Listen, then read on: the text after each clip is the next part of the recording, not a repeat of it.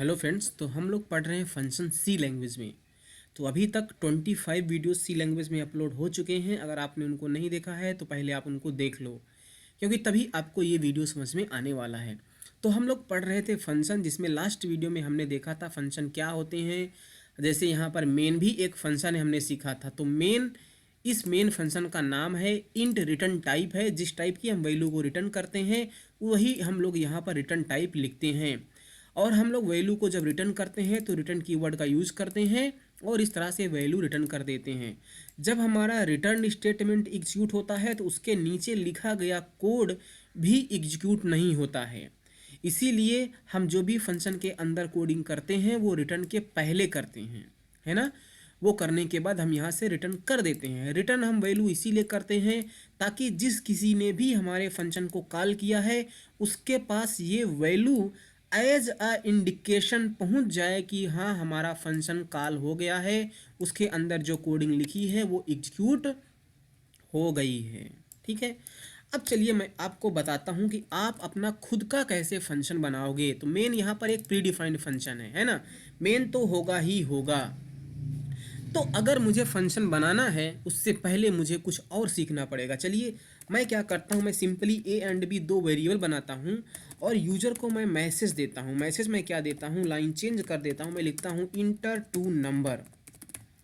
तो यूजर क्या करेगा, दो नंबर को इनपुट करेगा। मैं स्कैनफ लगा करके %d लगा करके address of A address of B में वैल्यूज को रख लिया। और सिंपली मैं इन दोनों वैल्यूज का क्या करूँगा, सम प्रिंट करना चाहता हूँ। तो मैं लिखूँगा sum of %d and %d, sum of %d and %d is %d। और यहाँ पर ये क्या हो रहा है, ये ओके। और इसके बाद कामा लगाएंगे, ए कामा बी कामा ए प्लस बी, है ना। इस तरह से हमने क्या किया, दो नंबर को सम करने का प्रोग्राम लिखा है। उससे पहले दो नंबर को हमने सम करने का तो प्रोग्राम लिखा। चलिए मैं इस प्रोग्राम को एक बार रन भी कर देता हूँ। इसमें क्या है ना, मैं यहाँ पर दो नंबर जल्दी से इनपुट कर देता हूँ, उनका सम मिल जाए हमें। 1 और 2 इंटर किया, सम ऑफ 1 और 2 इज 3, हमारा जो बिल्कुल सही है। अब आप बताओ, अगर आपको दो नंबर का सम फिर से करना है, ध्यान से सुनना, दो नंबर का अगर आपको सम फिर से करना है अपने प्रोग्राम में, तो आप क्या करोगे, फिर से वही काम करोगे। हो सकता है आप वेरिएबल डिक्लेयर फिर से ना करो, क्योंकि आपने पहले ए एंड बी को डिक्लेयर कर लिया है। तो फिर से ये दो नंबर का सम कर देगा, है ना। मैं रन कर देता हूँ एक बार, उसमें क्या है ना। चलिए एक बार मैं और रन कर देता हूँ। मैं इंटर करता हूँ 3 4, सम ऑफ 3 एंड 4 इज 7। फिर कह रहा है enter two number 4 and 6, sum of 5 and 6 is 11। और हमारा प्रोग्राम इस तरह से एंड हो गया। मान लो हम कोई ऐसा प्रोग्राम लिख रहे हैं जिसमें हमें इस दो नंबर को सम करने का कोड बार बार चाहिए, दो बार नहीं चाहिए, बार बार चाहिए। तो आप क्या करोगे, क्या ये कोड आप बार बार जहाँ जहाँ भी ज़रूरत पड़ेगी रिपीट करोगे? ऑफ कोर्स नहीं करोगे। क्यों? क्योंकि यार सेम कोड बार बार कौन लिखता है। और देखिए यहाँ पर आप रिडंडेंट कोड लिख रहे हैं। रिडंडेंट मतलब डुप्लीकेट कर रहे हैं, डुप्लीकेशन हो रही है कोड की, है ना। तो हम लोग क्या कर सकते हैं, जिस भी पीस ऑफ कोड मतलब कुछ इंस्ट्रक्शन को मुझे बार बार यूज करना है, तो क्यों ना मैं उसको एक फंक्शन के रूप में बना दूं। देखिए क्या करना है, अभी मैं इसको अभी हटा रहा हूं, ये मेरे कुछ काम का नहीं है। तो यहाँ पर जब भी हम लोग इस तरह सी प्रोग्राम लिखते हैं ना, हम कुछ इंस्ट्रक्शन को, ध्यान देना अब मैं क्या बोल रहा हूँ, हमें ये कोड बार बार चाहिए। तो मैं यहाँ पर क्या करता हूँ, एक करली ब्रेसेस लगाता हूँ और इस पूरे कोड को मैं एक करली ब्रेसेस के अंदर रखता हूँ। मैंने क्या किया, इस कोड को मैंने करली ब्रेसेस के अंदर रख दिया है। तो क्या होगा, कुछ नहीं होगा, लेकिन हमारा काम तब भी हो जाएगा। देखिए मैंने क्या किया कि इस कोड को हमने करली ब्रेसेस के अंदर रख दिया है। तो अभी क्या होगा, अभी कुछ नहीं है। मैं प्रोग्राम को रन कर देता हूँ, हमारा प्रोग्राम बिल्कुल रन हो जाएगा। ये देखो कह रहा है enter two number 5 and 6 sum is 11 आ रहा है। तो आप चाहें तो इस तरह से ग्रुपिंग कर सकते हैं इंस्ट्रक्शन की। क्या किया आपने, क्योंकि ये वाला कोड दो नंबर का एडिशन परफॉर्म कर रहा है, आपने क्या किया कि इसकी आपने ग्रुपिंग कर दी। किस तरह से, करली ब्रेसेस के अंदर रख दिया आपने। मान लो फ्यूचर में आपको दो नंबर का मल्टीप्लिकेशन करना है, तो आप क्या कर सकते हो, ए एंड बी, तो ए एंड बी आपने बना लिया, enter two number A and B, और लिखा सम नहीं। मान लो यहाँ पर आप क्या लिखोगे, अगर लेट से सब्ट्रैक्शन करना है तो हमने लिख दिया subtraction of A and B जितना, और यहाँ पर ए माइनस बी को हमने प्रिंट कर दिया। बिल्कुल सही बात है। आपने कोड को क्या किया, आपने कोड को सेपरेट कर लिया। ये वाला वो कोड है जो सब्ट्रैक्शन एडिशन कर रहा है, ये वाला वो कोड है जो एडिशन कर रहा है। तो आपने इन दोनों कोड को अलग अलग कर लिया, और बिल्कुल सही बात है। और भी चलिए एक बार मैं इसको भी रन कर देता हूँ। देखिए कह रहा है टू नंबर 5 एंड 6, 5 एंड 5 10 हो गया। आप सब्ट्रैक्शन करिए तो 5 6 एंड 5 सब्ट्रैक्शन हो गया 1, यहाँ पर 1 प्रिंट हो रहा है। तो आप इस तरह से कोड को क्या कर सकते हैं, ग्रुप कर सकते हैं। तो नीचे वाला अभी मैं हटा दे रहा हूँ। तो अब ये कोड की हमने ग्रुपिंग कर ली, तो मैं क्या कर सकता हूँ, इस पूरे कोड को एक नाम दे सकता हूँ। मैं क्या कर सकता हूँ, इस पूरे कोड को एक नाम दे सकता हूँ। अभी तक हमने इसकी ग्रुपिंग की थी करली ब्रेसेस लगा करके।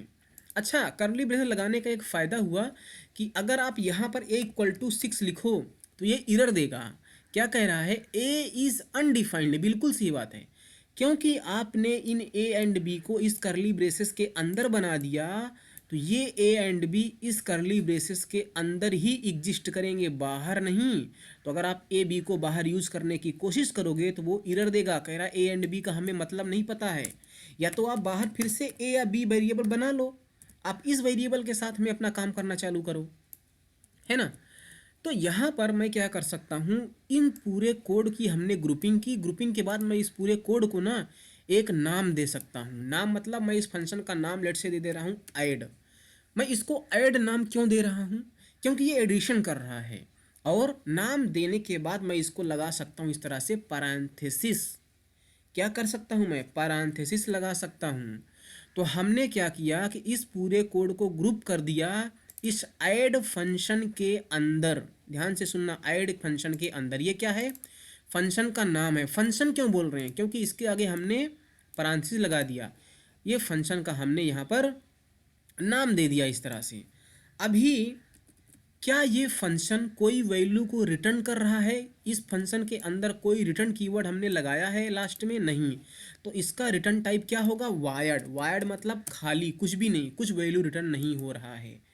तो ये हमने एक फंक्शन बना दिया है। हमने क्या किया, फंक्शन बना दिया है ना। तो हमने इस तरह से अपना फंक्शन बना दिया, है ना। तो हमारा फंक्शन बन तो गया, लेकिन अभी एरर आ रही है। एरर क्यों आ रही है उसको समझते हैं हम लोग। तो यहाँ पर एरर आ रही है। एरर इसलिए आ रही है क्योंकि हम कोई भी फंक्शन किसी फंक्शन के अंदर नहीं बनाते। क्या करते हैं, हम लोग कोई फंक्शन किसी भी फंक्शन के अंदर नहीं बनाते। उसकी क्या स्टोरी है उसको हम आगे अभी समझेंगे। फिलहाल के लिए आप ये समझो कि हम मेन फंक्शन के अंदर इस तरह से अपना फंक्शन डिफाइन नहीं कर सकते। इस तरह से जब हम फंक्शन बनाते हैं ना, इसको बोलते हैं फंक्शन डेफिनेशन। क्या बोलते हैं, आपने वो कोडिंग लिखी जो फंक्शन काम करने वाला है, फंक्शन को आपने डिफाइन किया है, इसे बोलते हैं फंक्शन डेफिनेशन। तो अभी अभी हमें पता चला यार कि हम फंक्शन को, इस फंक्शन को मेन के अंदर नहीं बना सकते। यानी कि हम किसी भी फंक्शन को किसी दूसरे फंक्शन के अंदर नहीं बना सकते, ये आप याद रखना। तो हम उस फंक्शन को कहाँ बनाएं, हम बाहर बना सकते हैं मेन फंक्शन के। जैसे मेन फंक्शन भी तो एक फंक्शन है, जैसे बना है वैसे हम अपना फंक्शन ऐसे बाहर बना दें, इसमें कोई दिक्कत नहीं है, हम ऐसा कर सकते हैं। तो देखिए क्या कोई एरर हमारे प्रोग्राम में आ रही है, नहीं आ रही है। जैसे ये हमारा मेन फंक्शन है वैसे ही हमारा ये ऐड फंक्शन है। तो हमने यार ऐड फंक्शन एक फंक्शन बना लिया अभी अपने प्रोग्राम में, ठीक है। अब हमने फंक्शन तो बना लिया, लेकिन हमें कंपाइलर को ना बताना पड़ेगा कि क्या है ये। जैसे अभी हम जब वेरिएबल यूज़ करते हैं, देखिए हमने यहाँ पर वेरिएबल डिक्लेयर किए हैं ना। तो जब हम वेरिएबल यूज़ करते हैं तो हमें वेरिएबल को डिक्लेयर करना पड़ता है, कंपाइलर को बताना पड़ता है कि ये वेरिएबल्स हैं। उसी तरह से जब हमने यहाँ पर फंक्शन अभी डिफाइन किया है, तो जब फंक्शन हमने डिफाइन किया तो मुझे फंक्शन को डिक्लेयर भी करना पड़ेगा। डिक्लेयर कैसे करेंगे, जैसे देखो ये गेट सी एच है, इसका डिक्लेरेशन कहाँ है, conio dot H header file में है, इसीलिए तो हमने इसको इंक्लूड किया था। ये सिस्टम फंक्शन भी है, सिस्टम भी तो फंक्शन है, देखो ये फंक्शन का नाम लिखा है और क्या लिखा है, पैरेंथेसिस है, तो ये भी तो एक फंक्शन है, इसका डिक्लेरेशन कहाँ है, stdlib dot H header file में है। तो मतलब जो भी हम प्री डिफाइंड फंक्शन यूज करते हैं उनका कहीं ना कहीं डिक्लेरेशन है, और जिस भी हेडर फाइल में उनका डिक्लेरेशन है उसको हम इंक्लूड कर रहे हैं। तो ये तो फंक्शन हमने बनाया है, अब हमने बनाया है तो इसका डिक्लेरेशन तो किसी हेडर फाइल में नहीं होगा, तो इसको मुझे डिक्लेयर करना पड़ेगा अपने इसी प्रोग्राम में, जैसे हम वेरिएबल को डिक्लेयर करते हैं। तो फंक्शन को डिक्लेयर करने के लिए क्या करना पड़ेगा, आप रिटर्न टाइप से कॉपी करके यहाँ तक पूरा कॉपी करिए, और कॉपी करने के बाद ऊपर इस तरह से पेस्ट करके सेमी कॉलन लगा दीजिए। तो इस तरह से हमने फंक्शन को डिक्लेयर कर दिया। ये क्या है, फंक्शन डिक्लेरेशन। तो अभी आपने दो चीज़ सीखी, फंक्शन डेफिनेशन, फंक्शन डिक्लेरेशन। जब हम फंक्शन डिक्लेयर करते हैं तो फंक्शन का रिटर्न टाइप लिखते हैं, फंक्शन का नाम पैरेंथेसिस लगा के सेमी कॉलन, इस तरह से हम लोग डिक्लेयर करते हैं। अब पिछला वाला अगर आपने वीडियो देखा है तो हमने क्या बताया था कि जो हमारा ऑपरेटिंग सिस्टम होता है वो मेन फंक्शन को कॉल करेगा। जब मैं इस प्रोग्राम को रन करूँगा तो हमारा ऑपरेटिंग सिस्टम मेन को कॉल करेगा। तो मेन के अंदर जो हमने कोडिंग लिखी है,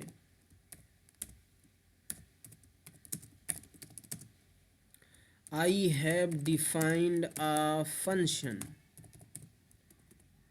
ओके, तो जो मेन के अंदर कोडिंग है वो एग्जीक्यूट हो जाएगी, लेकिन हमारे इस ऐड फंक्शन को कौन कॉल करेगा, है ना। देखिए मैं रन करता हूँ, आप देखना हम दो नंबर का एडिशन नहीं कर पाएंगे। देखिए कह रहा है I have defined a function, मैंने की को प्रेस किया, हमारा प्रोग्राम यहाँ से इंड हो गया। हम दो नंबर का एडिशन नहीं कर पाए, इसीलिए नहीं कर पाए क्योंकि ऑपरेटिंग सिस्टम ने हमारे ऐड फंक्शन को कॉल नहीं किया। अगर हमारा ऐड फंक्शन कॉल किया जाता ऑपरेटिंग सिस्टम के द्वारा तो ये कोडिंग जरूर चलती। जैसे मेन फंक्शन को ऑपरेटिंग सिस्टम ने कॉल किया तो मेन की कोडिंग चल गई, हमें ये मैसेज मिल गया।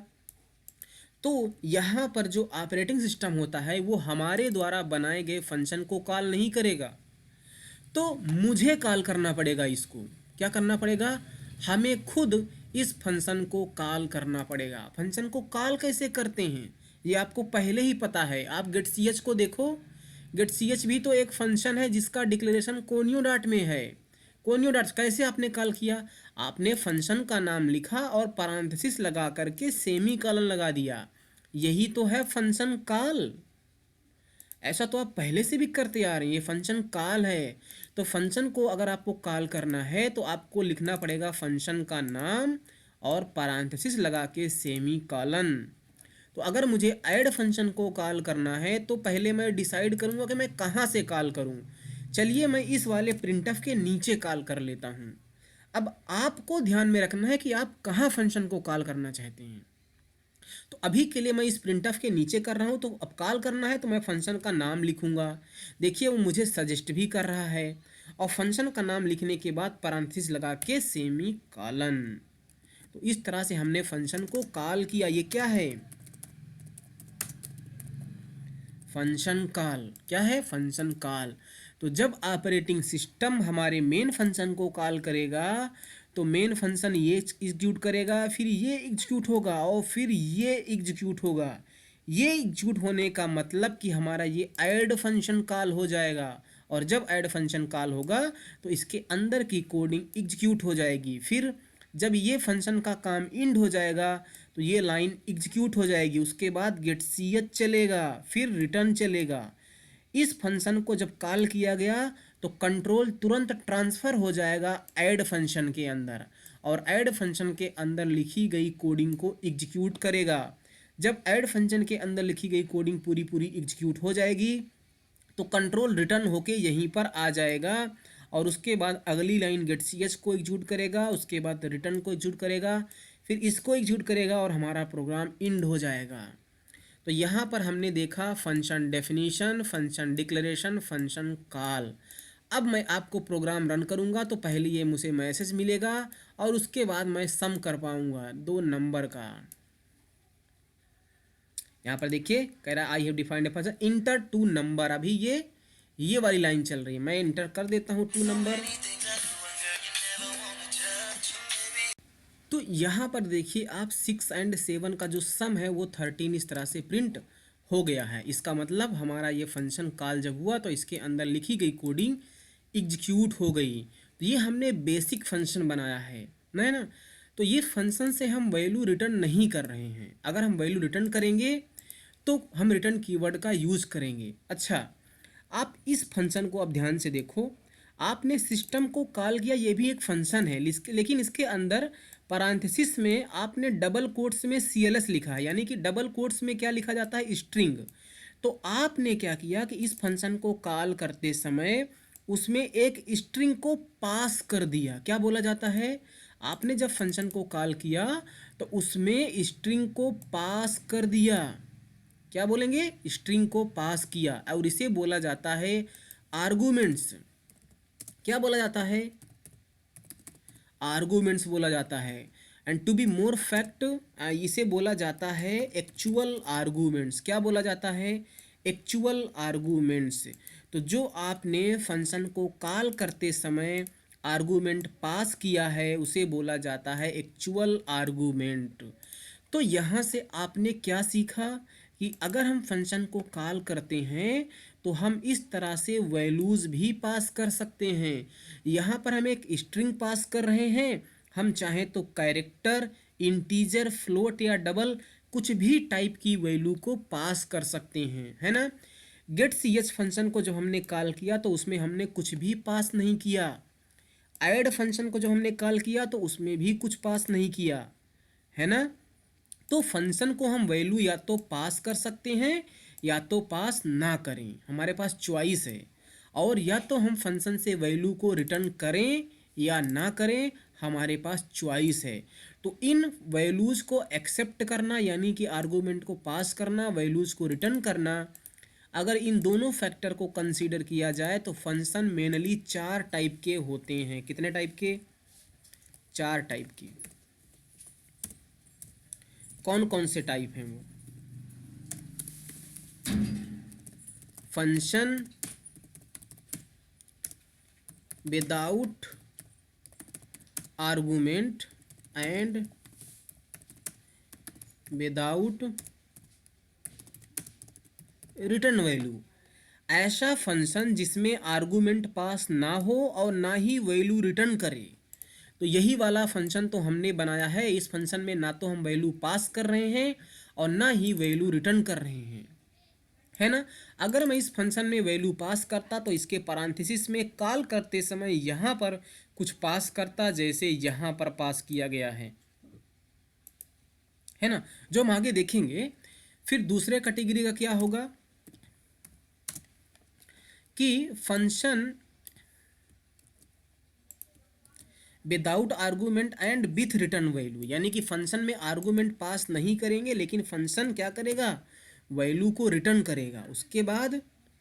उसके बाद with argument and without return value, function को आर्गूमेंट पास करो लेकिन फंक्शन क्या करे, रिटर्न ना करे। उसके बाद with argument and with return value, function को वैल्यू पास भी करो और फंक्शन वैल्यू रिटर्न भी करे। तो ये चारों टाइप के हम फंक्शन सीखेंगे। अगर इतना आपने अच्छे से सीख लिया तो आप समझ लो फंक्शन में आप महारत हासिल कर लोगे। ये पहला टाइप वाला हमने समझ लिया, पहला वाला, है ना। अभी दूसरा, तीसरा एंड फोर्थ टाइप का हमें सीखना बाकी है। तो यार अपने अगले वीडियो में हम इसकी डिस्कस करेंगे। और यहाँ पर जो आर्गूमेंट्स पास करते हैं उसको हम बोलते हैं एक्चुअल आर्गूमेंट्स, है ना। तो सारी चीज़ें आपने सीखी, सो थैंक यू।